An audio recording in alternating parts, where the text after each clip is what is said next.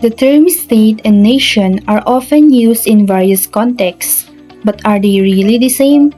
In this video, we will explore their meanings and differences. Before we go deeper, let us give first the meaning and the definition of the word state. A state refers to a community of persons, more or less numerous, permanently occupying a definite portion of territory, independent of external control, and possessing an organized government by which the great body of inhabitants render habitual obedience. A state has four elements. These are sovereignty, the people, the government, and territory. Para maituring na isang ganap na estado ang isang komunidad, kinakailangan na mayroon itong apat na elemento. Kapag kinulang ito ng kahit isang elemento, mawawala na ang pagiging estado ng isang estado. Now, let's proceed to a nation. The nation is an ethno-cultural concept. A nation refers to a community of people who share cultural similarities such as customs, language, religion, and etc. Halimbawa na lamang nito ang Arab nation, kung saan kinabibilangan ng mga bansang Egypt, Saudi Arabia, Jordan, Algeria at iba pa. Gayon din naman ang estado. Ang estado ay maaring buuin ng iba't ibang mga nasyon. Isang halimbawa nito ay ang United Kingdom, kung saan ito ay binubuo ng mga nasyon ng English, Scots, Welsh at Irish. As to the elements of the state, there are four essential elements. These are the people, territory, sovereignty, and the government. People is the entire body of inhabitants or citizens of the state. Territory is the geographical area or land surface of the state that is inhabited by the people of the state. Sovereignty o soberanya is the supreme and uncontrollable power inherent in a state by which that state is governed. So, ang soberanya ay tumutukoy ito sa mga kapangyarihan ng pamahalaang mamahala sa kanyang nasasakupan katulad na lamang ng pagpapatupad ng mga programa na hindi pinapakialaman ng ibang bansa. So, there are four kinds of sovereignty. Number 1 is the legal sovereignty. Is the authority which has the power to issue final commands. In the Philippines, the Congress is the legal sovereign. Number 2, political sovereignty is the sum total of all the influences of a state, legal and non-legal, which determine the course of law. Number 3 is the internal sovereignty. Refers to the power of the state to control its domestic affairs. It is the supreme power over everything within its territory. Number 4 is the external sovereignty, also known as independence, which is freedom from external control. It is the power of a state to direct its relations with other states. Panloob o internal sovereignty is the supreme or absolute power of the state to enforce its will to all people within its territory. However, ang external o panlabas na soberanya ay tumutukoy sa independence of the state from control by any other state. This means that our external sovereignty must be recognized and respected by other nation states. So there are also four characteristics of sovereignty. Number 1 is absolute, because the sovereign power of the state is not subject to restrictions by any other power. Number 2 is comprehensive, because sovereignty extends to all citizens and organizations within its boundaries. Number 3 is indivisible, because sovereignty is inseparable o hindi paghihiwalay o hindi nahahati. Number 4 is permanent or perpetual or forever, because as long As the state exists, sovereignty exists. Principles of sovereignty. So ano nga ba ang nangyayari during belligerent occupation? Imagine a country is invaded by another country. This is called belligerent occupation. Here's what happens to the laws. Political laws. These laws are the rules about how the government works. They are suspended, meaning they are temporarily put on hold. The occupying country doesn't change the government, but it does not control things for the time being. For the non-political laws, these laws are the rules about how people behave with each other, like traffic laws or property rights. These laws usually stay the same. And the judicial decisions. These are the rulings made by courts. During an occupation, most judicial decisions remain valid, even after the occupation ends. However, decisions made by courts about political matters are usually cancelled when the regional government returns. So what happens when sovereignty changes? Imagine a country is taken over by a new ruler. This is a change in sovereignty. Here's what happens to the laws. Political laws. These laws are usually thrown out and replaced with new ones by the new ruler. For the non-political laws, these laws usually stay the same. And the judicial decisions is similar to belligerent occupation. Most judicial decisions remain valid. However, decisions made by the courts about political matters are usually cancelled when the original government returns. Now, let's proceed to the doctrine of auto-limitation. The Philippines adheres to the principles of international law as a limitation to the exercise of its sovereignty. It means that any state may, by its consent, express or implied, submit to a restriction of sovereign rights. A state then, if it chooses to, may refrain from the exercise of what otherwise is illimitable competence. There may be a curtailment of what otherwise is power plenarily in character. Nangangahulugang ang isang soberanong estado ay maaaring kusang loob na limitahan ang kanyang sariling kapangyarihan. Ginagawa ito sa pamamagitan ng mga kasunduan sa ibang bansa.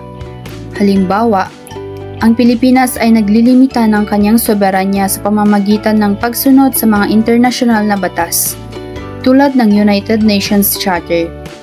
Nangangahulugan ito na ang Pilipinas ay sumasang-ayon sa ilang mga paghihigpit sa kanyang mga aksyon para sa ikabubuti ng nakakarami. Imperium versus Dominium. In imperium means that the state's power of authority to govern and rule over its citizen, a power to command and that it must be followed.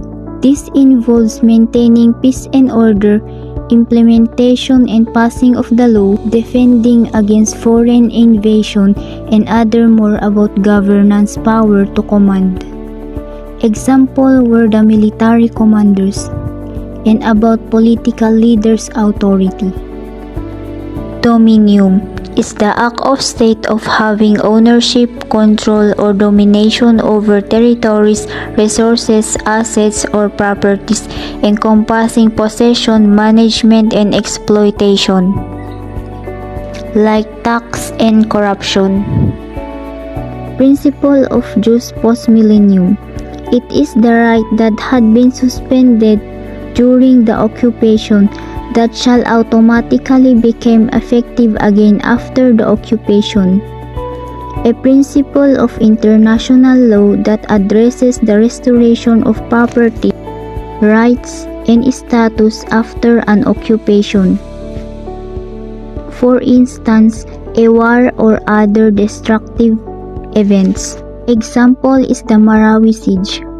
After the war between ISIS and the government, the properties, territories, and the rights of the citizens in Mindanao were being restored with the government's help. Government is the agency or instrumentality through which the will of the state is formulated, expressed, and realized.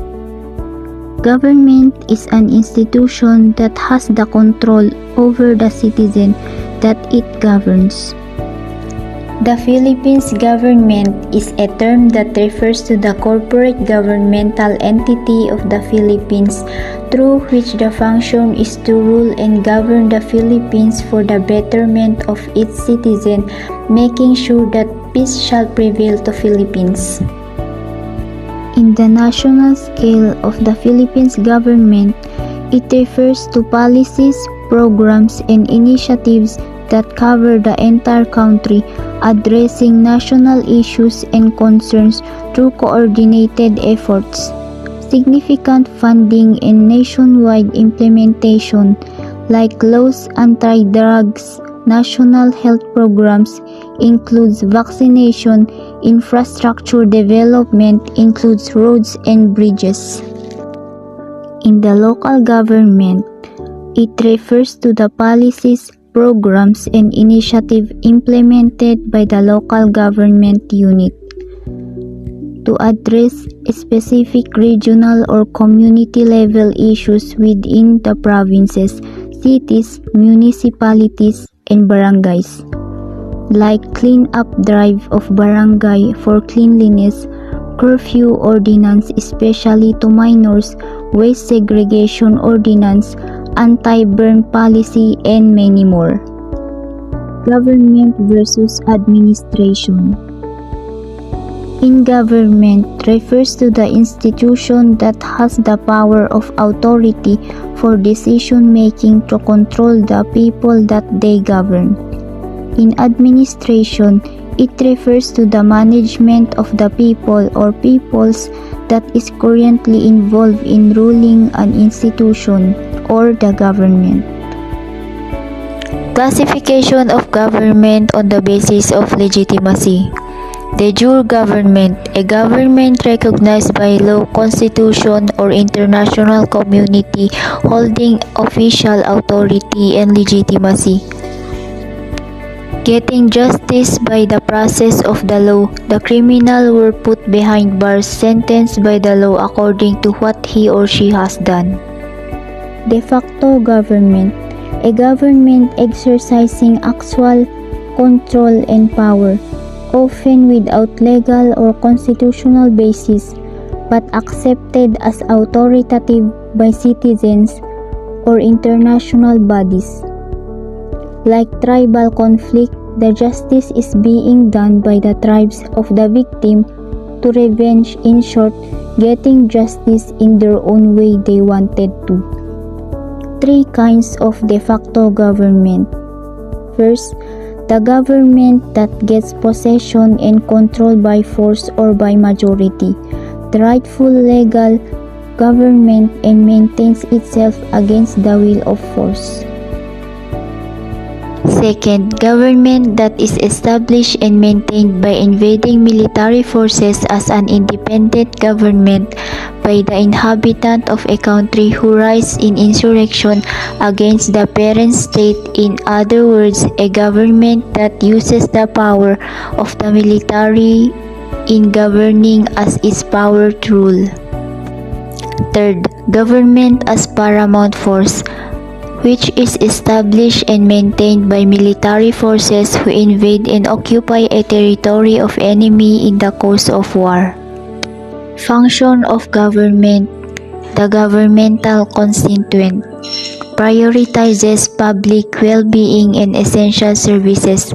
Governmental functions are those that concerns the health, safety, and the advancement of the public good of welfare as affecting the public generally. Proprietary ministerial, an act that a private entity can perform and is not uniquely for the benefit of the general public.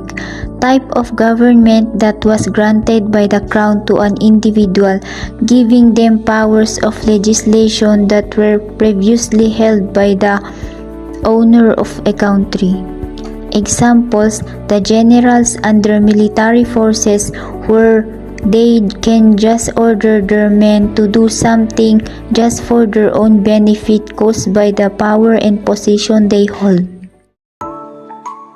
Acts of state. An act of state is done by the sovereign power of a country or by its delegate within the limits of the power vested in him. Within reference to political law, an act of state is an act done by the political departments of the government and not subject to judicial review. An illustration is the decision of the president in the exercise of his diplomatic power to extend recognition to a newly established foreign state or government. So an act of state are decisions made by the government's top authorities, like the president, on matters of national or foreign policy. These actions are considered final and cannot be challenged in court as they fall under the government's sole authority to act in the country's best interest. State immunity. The state may not be sued without its consent. There can be no legal right against the authority which makes the law on which the right depends. However, the state may be sued if it gives consent, whether express or implied. The doctrine is also known as the royal prerogative of dishonesty because it grants the state the prerogative to defeat any legitimate claim against it by simply invoking its non-suability. This means that you can take legal action or sue the government unless the government agrees to it. Basically, since the government creates and enforces the laws, you can't use those laws against it without its permission. An example of this is, suppose a person feels they were wronged by the government agency. Normally, they couldn't just take the agency to court. But if the government gives permission, they might be allowed to sue. However, the government has the power to refuse, which is why some people refer to this as the royal prerogative of dishonesty, because it allows the government to avoid responsibility just by saying it can't be sued. Moving on to the Declaration of Principles and State Policies, Section 1. The Philippines is a democratic and republican state. Sovereignty resides in the people and all government authority emanates from them.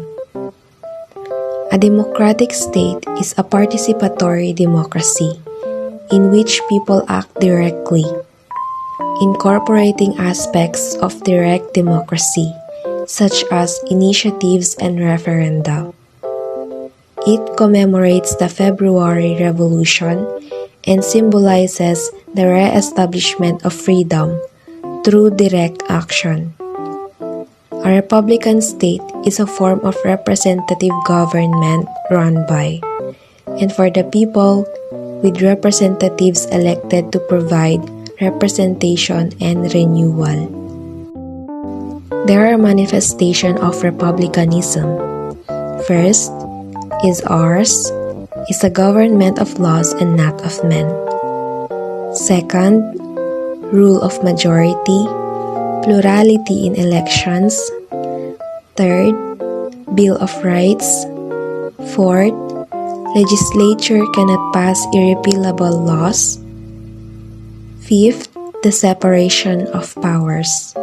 Section 2, renunciation of war. The Philippines renounces war as a national policy instrument, adopting principle of international law and committing to peace, equality, justice, freedom, cooperation, and friendly relations with all nations. It renounces only aggressive war, maintaining the right to defensive war. As a member of the United Nations, the Philippines adheres to Article 2(4) of the UN Charter, which prohibits the threat or use of force against other nations. Historical development of the policy condemning or outlawing war in the international scene. First, Covenant of the League of Nations provided conditions for the right to go to war. Second, Kellogg-Briand Pact of 1928, also known as the General Treaty for the Renunciation of War, ratified by 62 states, which forbade war as an instrument of national policy. Third, Charter of the United Nations prohibits the threat or use of force against the territorial integrity, political independence of a state. Incorporation Clause. Philippine law incorporates international law into its domestic legal system, embracing a dualist view that separates domestic law from international law while ensuring that both can coexist within the municipal legal framework. Number 3. Civilian supremacy. Civilian authority is at all times supreme over the military. The armed forces of the Philippines is the protector of the people and the state. Its goal is to secure sovereignty of the state and the integrity of the national territory. Thus, civilian authority is always supreme over the military is implicit in a republican system. Still, it was felt advisable to expressly affirm this principle in the Constitution to allay all fears of a military takeover of our civilian government. It was also fittingly declared that the President, who is a civilian official, shall be the Commander-in-Chief of all the armed forces of the Philippines. The deployment of the military in the metropolis to conduct joint visibility patrols with the PNP does not constitute breach of the Civilian Supremacy Clause. And according to von Bernas, is not a guaranteed supremacy of civilian officers who are in power, but of the supremacy of the sovereign people. This means that civilian leaders, not the military, have the highest authority in the government. In the Philippines, the military's role is to protect the people and the country, but it must follow civilian government decisions. The Constitution emphasizes this to prevent any risk of military control. The President, a civilian, is the head of the armed forces, and even if the military helps with city patrols, civilian authority remains in charge. Civilian authority remains in charge. Number 4. Compulsory military and civil service, protection of people and state. The prime duty of the government is to serve and protect the people. The government may call upon the people to defend the state, and in the fulfillment thereof, all citizens may be required under conditions provided by law to render personal, military, or civil service. This means that the government's main job is to serve and protect citizens. If there's a need to defend the country, the government can require people to help. This could mean joining the military or helping in other important ways, like working in public service roles. This requirement would follow rules set by the law. Section 5. Peace and Order, General Welfare. It is about the maintenance of peace and order, the protection of life, liberty, and property, and promotion of the general welfare are essential for the enjoyment by all the people of the blessings of democracy. Section 6. Separation of Church and State. The Philippines maintains an inviolable separation between church and state, ensuring no favoritism towards any religion. This separation is reinforced by the Freedom of Religion Clause, the prohibition against registering religious sects as political parties, and the prohibition on appropriating public funds for sectarian benefit. However, exceptions exist, such as tax exemptions for churches and parsonages used for religious purposes, public funding for certain religious dignitaries, and optional religious instruction for public school students. Section 7. Independent Foreign Policy. The state must maintain an independent foreign policy, prioritizing national sovereignty, territorial integrity, national interest, and the right to self-determination in its relation with other states, including in the negotiation of treaties and international agreements. Section 8. Freedom from nuclear weapons. The Philippines has a policy prohibiting the possession, control, manufacture, and testing of nuclear weapons, with exceptions permitted by the relevant political authorities when justified by national interest. Number 9. Social order means the state aims to create a fair and active society where everyone can prosper. It seeks to reduce poverty by ensuring access to social service, job opportunities, and a better quality of life for all. Number 10. Social justice, which means creating a fair and equitable society where everyone has equal opportunities regardless of their background. This means ensuring that everyone has access to resources and opportunities, especially those who are at disadvantage, to create more just and balanced society. 11. Respect for human dignity means that the state values each person's worth and ensures full respect for human rights. 12. The right to life of the unborn is starting from conception and emphasize the equal protection of both the mother and the unborn. 13. Ecology is the study of the relationship between living organisms, including humans, and their physical environment. 14. Labor means that the state views workers as essential to economy and are committed to protecting their rights and well-being.